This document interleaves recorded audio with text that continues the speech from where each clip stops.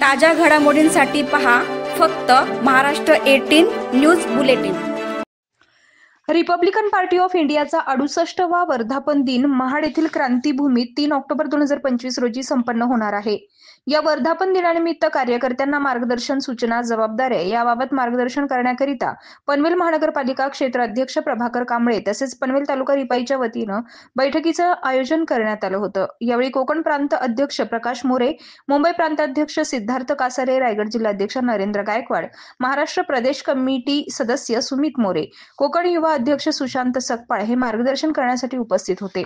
या बैठकीला पनवेल तालुका अध्यक्ष विजय पवार, पनवेल महानगरपालिका क्षेत्र कार्याध्यक्ष मोहन गायकवाड, पनवेल शहर अध्यक्ष निलेश सोनवणे, डॉक्टर शेंडगे, रायगड जिल्हा कार्याध्यक्ष अमोल इंगोले, पनवेल जिल्हा युवा अध्यक्ष अक्षय अहिरे, कामोठे शहर अध्यक्ष मंगेश दिवार, नवीन पनवेल अध्यक्ष अंकुश सोन, सरचिटणीस मिलिंद कांबळे, गौतम पाटेकर यांच्यासह पदाधिकारी कार्यकर्ते मोठ्या संख्येने उपस्थित होते। नामदार रामदासजी आठवले साहेब पक्षप्रमुख रिपब्लिकन पार्टी ऑफ इंडिया यांच्या आदेशाने यावेळेस कोकणाला दिलेला आहे आणि कोकणामध्ये दिलेला असताना हा खऱ्या अर्थाने रायगड जिल्ह्यातील महाड जी क्रांतीभूमी आहे या ऐतिहासिक शहरात हा 68वा वर्धापन दिन साजरा होणार आहे आणि त्या अनुषंगाने आज या ठिकाणी पनवेल तालुका आणि पनवेल महानगरपालिका क्षेत्र जी संयुक्त बैठक या ठिकाणी आम्ही तयारीची दृष्टिकोनातून या ठिकाणी बोलवलेली होती आणि या ठिकाणी या बैठकीला मार्गदर्शन करायला कोकण प्रांताचे अध्यक्ष आमचे आदरणीय प्रकाशजी मोरे साहेब, मुंबई प्रदेश अध्यक्ष आदरणीय सिद्धार्थ कासारे साहेब या ठिकाणी उपस्थित आहेत।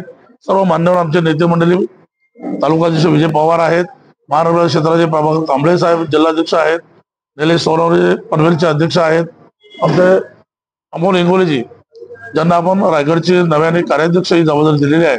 असंख्य आपले सर्व कार्यकर्ते या ठिकाणी अनिल जाधव आहेत, सुमितजी मोरे महाराष्ट्र कार्यकर्ते सदस्य आहेत, मोहन गायकवाड जे रायगड जिल्हा प्रवक्ता देखील आहेत आणि पनवेल महानगर क्षेत्राचे कार्याध्यक्ष देखील आहेत। असंख्य कार्यकर्ते या ठिकाणी पदाधिकारी उपस्थित आहेत। 68वा वर्धापन दिन हा न भूतो न भविष्यती अशा पद्धतीने महाडच्या क्रांतीभूमीत रिपब्लिकन पार्टी ऑफ इंडियाच्या वतीने साजरा करण्यात येणार आहे। देशभरातून सर्व राज्यात ज्या ज्या ठिकाणी रिपब्लिकन पार्टी ऑफ इंडिया पक्ष आहे त्या सर्व ठिकाणून सर्व पदाधिकारी नेते या ठिकाणी उपस्थित राहणार आहेत। आदरणीय नामदार रामदासजी आठवले साहेबांच्या माध्यमातून त्यांच्या नेतृत्वाखाली खऱ्या अर्थाने देशभरामध्ये जोमाने वाढत चाललेला हा रिपब्लिकन पार्टी ऑफ इंडिया हा पक्ष त्याचा वर्धापन दिन आम्ही अतिशय सुंदर चांगल्या पद्धतीने भूतो न भविष्यती असा साजरा करणार आहोत आणि रायगड जिल्ह्यातून असंख्य कार्यकर्ते या ठिकाणी या कार्यक्रमाला उपस्थित राहणार आहेत।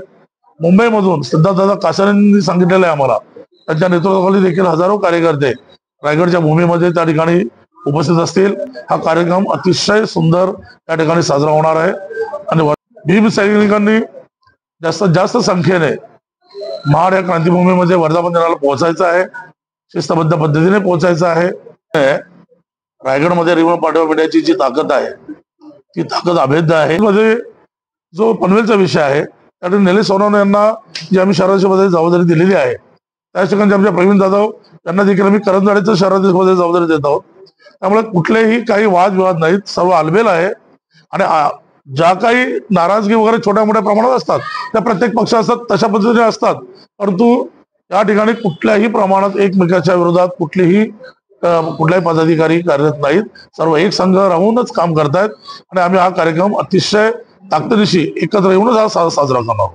मतभेद प्रत्येक त्यांनी एकमेकाच्या हातात हात घालून काम करायचं आहे आणि येणाऱ्या भविष्य काळामध्ये येणाऱ्या पुढच्या कुठल्याही ज्या काही मिटिंग्स असतील आमच्या तयारीच्या संदर्भातल्या त्यात आपल्या सर्वांना तो सलोखा पाहायला मिळेल एवढं मी केलेलं आहे। त्याचं उत्तम उदाहरण या रायगड जिल्हा, या रायगड जिल्ह्याच्या 7 जागेवर या महायुतीतूनच आमदार सगळे निवडून आलेले आहेत, खासदारही आलेले आहेत। पण प्रामुख्याने जो काय बाबासाहेबांच्या पक्षाला जेव्हा युती घडत असताना 10% वाटा तुम्हाला देऊ या सांगण्याचं जे काम त्या पक्षांनी केलेलं आहे त्या युतीने अजूनही आमचा 10%चा अधिकार आम्हाला मिळू दिलेला नाही, याचं आम्हाला सगळ्यात मोठं दुःख आहे।